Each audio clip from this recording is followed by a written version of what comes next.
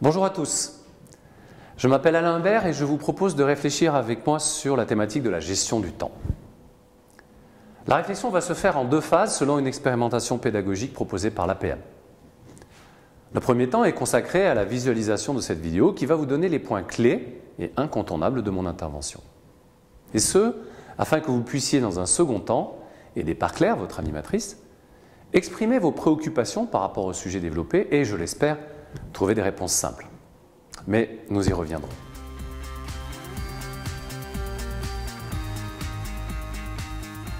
Au XVIIe siècle, La Bruyère disait « Ceux qui font mauvais usage de leur temps sont les premiers à se plaindre de sa brièveté ». Or aujourd'hui, il pourrait dire exactement la même chose alors que nous avons Internet, des portables, des TGV, des satellites, etc. Ce n'est donc pas sous l'angle de l'outil qu'il nous faut aborder cette question de la gestion du temps, mais bien sous l'angle du fonctionnement de l'être humain. Pourquoi ce titre « La gestion du temps, ça n'existe pas » Eh bien, vos journées feront toujours 24 heures. Il est en effet impossible de perdre ou de gagner du temps. Cela voudrait dire que vos journées dureraient soit 23, soit 25 heures. Quand on y réfléchit bien, le temps est la seule des ressources qui ne peut être que consommée ou utilisée.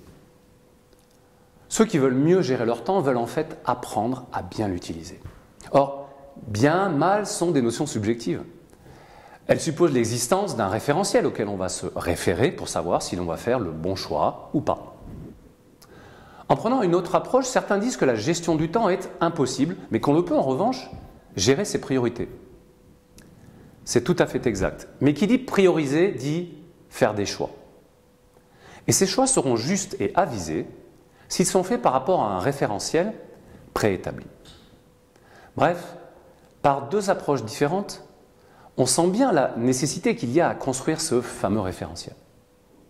Alors, comment faire?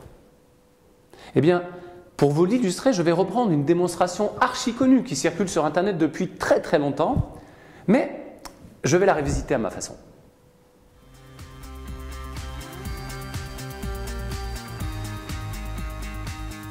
Alors, j'ai ici un bocal rempli à 80% de grains de sable et de l'autre un bocal rempli de galets. Si je veux faire tenir tous les galets dans ce bocal déjà rempli de sable, ça ne sera pas possible. Pour pouvoir le faire, il faut d'abord que je vide le sable, que je mette les galets et ensuite seulement je pourrai remettre le sable. Alors, démonstration.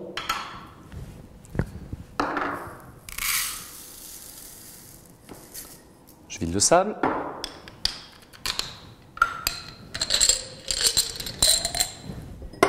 Je mets les galets dans le bocal et je reverse. Ça fait un peu émission de cuisine, vous ne trouvez pas ma démonstration? Ah. Voilà, donc tout peut rentrer.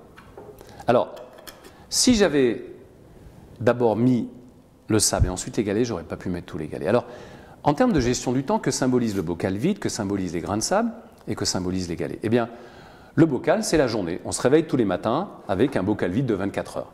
Et nous remplissons ce bocal avec des cailloux. Ces cailloux, c'est des tâches, des actions, des projets, des missions. Certains ne sont pas du tout importants, c'est des grains de sable, ce qu'on appelle vulgairement les merdouilles. D'autres sont très importants, c'est les galets. Autrement dit, plus le caillou est gros dans mon bocal, plus la tâche, la mission, le projet est important pour moi. Et donc ce que nous avons vu, c'est que si nous avons laissé dans notre journée, si nous commençons notre journée avec des tâches pas importantes, nous n'arriverons pas à boucler notre journée avec toutes les tâches importantes, avec les galets. Par contre, si nous mettons d'abord les galets, alors on va pouvoir en mettre plus, et ce qui est les grains de sable de la vie, qu'on ne pourra jamais totalement évacuer, prennent leur place dans ma journée, et je peux boucler ma journée. Donc, il y a deux types de choix à faire. Il y a d'abord un choix qualitatif sur la qualité de la tâche, de la mission, du projet. Est-ce que c'est important pour moi ou pas? Et ce qui va nous aider à évaluer si c'est important pour moi, c'est le fameux référentiel dont nous avons parlé. Et le deuxième choix, c'est que la nature, l'être humain, a tendance à avoir les yeux plus gros que le ventre. Donc, si vous avez beaucoup de galets, tous ne rentreront pas dans le bocal. Donc, le deuxième choix est un choix quantitatif, c'est-à-dire parmi ces galets, quels sont ceux que je vais mettre dans ma journée, quels sont ceux qui ne seront pas dans ma journée. Donc, deux choix. Le référentiel dont nous allons parler tout à l'heure va vous aider à travailler sur ces deux plans. La question que j'ai envie de poser maintenant, c'est est-ce que le raisonnement change si le bocal n'a plus la taille d'une journée, de 24 heures, mais de ce qui nous reste à vivre? Eh bien, la réponse est non. Et donc, au lieu de se poser la question tous les matins de savoir qu'est-ce qui est important, qu'est-ce que je vais faire aujourd'hui, l'idée, c'est d'avoir une réflexion beaucoup plus long terme sur qu'est-ce qui est important pour moi. Alors, si ce qui vous reste à vivre vous fait un peu peur, disons sur les 5 prochaines années, le bocal aura 5 ans, la taille de 5 ans, et on trouvera les galets des 5 ans. Et donc, après, en cascade, très vite, vous en déduirez de ces galets à 5 ans, les galets du bocal des 12 prochains mois, qui eux-mêmes, en déduction, viendront vous permettre de trouver les galets du prochain mois, de la prochaine semaine et même de la prochaine journée. C'est ce que nous allons développer maintenant.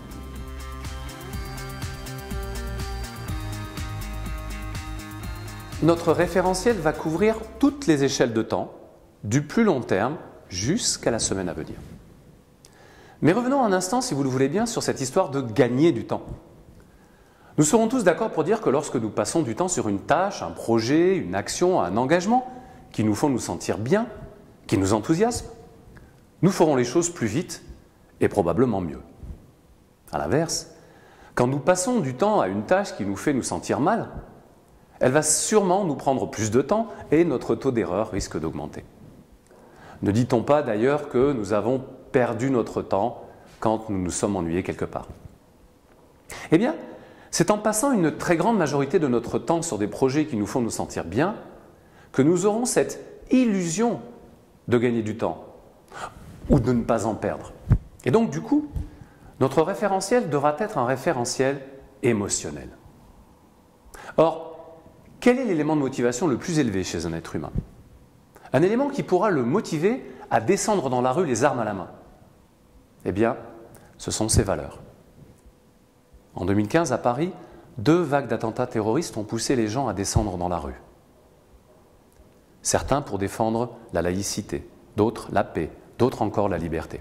Et donc, l'élément le plus long terme de notre référentiel, ce sera nos valeurs, comme indiqué sur ce croquis. Donc, plus je passerai du temps à nourrir mes valeurs, plus je me sentirai bien souvent et longtemps.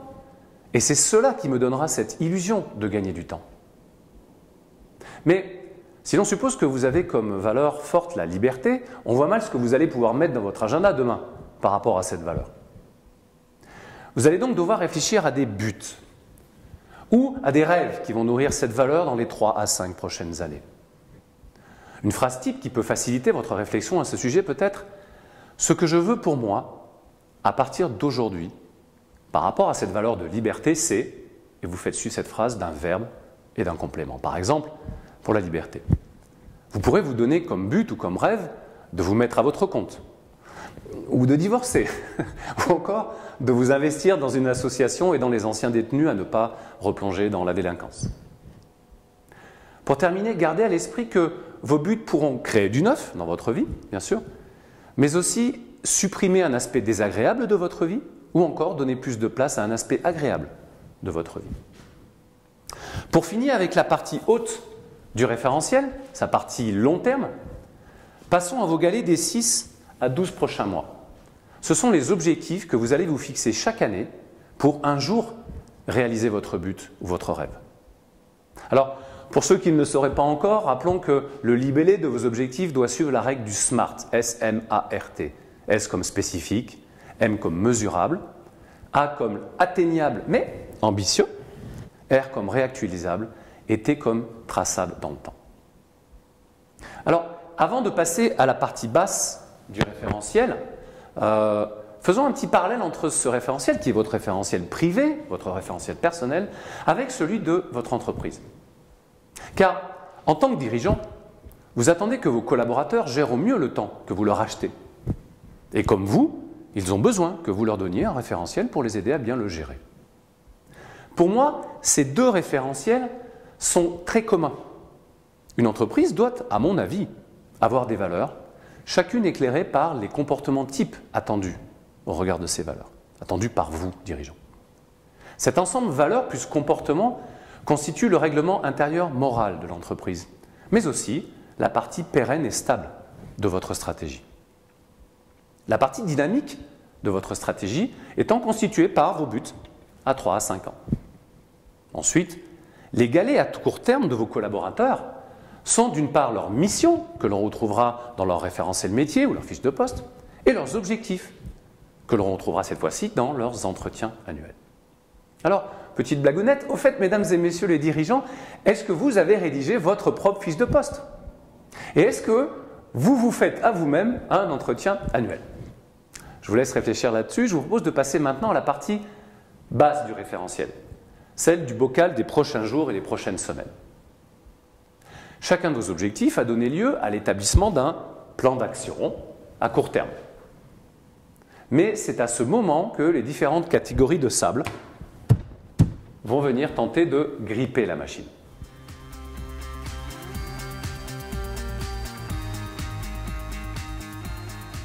En premier lieu, pour construire son squelette d'organisation hebdomadaire, il est important de connaître son biorhythme. Nous avons tous en effet 2 pics et 2 creux de forme intellectuelle dans une journée.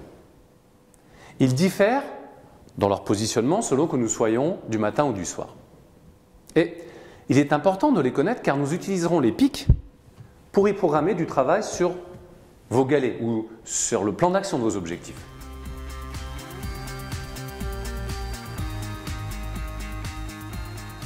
Ensuite, je vous conseille d'écrire la liste de toutes vos tâches récurrentes, c'est-à-dire qui reviennent à période prédictible, quotidienne, hebdomadaire ou mensuelle, telles qu'une réunion d'équipe ou le visa des fiches de paye par exemple.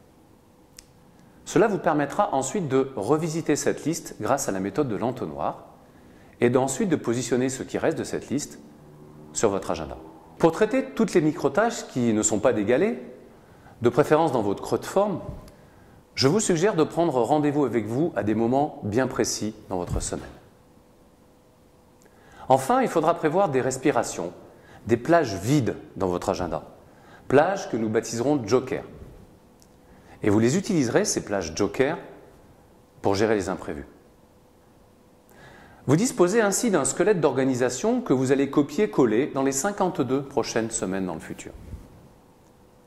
Toutes les sollicitations, réunions et rendez-vous seront pris autant que faire se peut au maximum dans les vides de ce squelette. Enfin, chaque vendredi soir, il ne vous restera plus qu'à planifier les galets dont vous vous occuperez en priorité la semaine prochaine.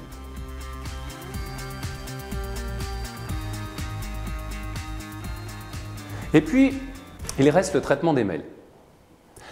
C'est souvent ce dernier point qui sème le chaos dans une organisation, et ceci pour 2 raisons.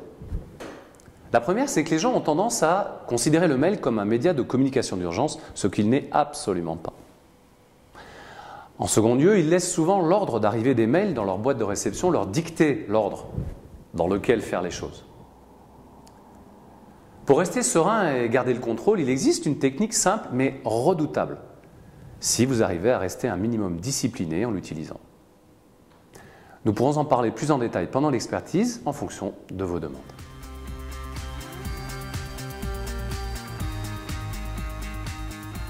Et bien voilà, c'est fini pour ce temps vidéo. Je vous propose de prendre le temps maintenant de digérer toutes ces informations de votre côté pour en faire ressortir les sujets que vous voulez approfondir. L'idée étant bien de partir de votre cahier des charges pour bâtir le plan de mon intervention. Alors à très vite pour plus d'explications.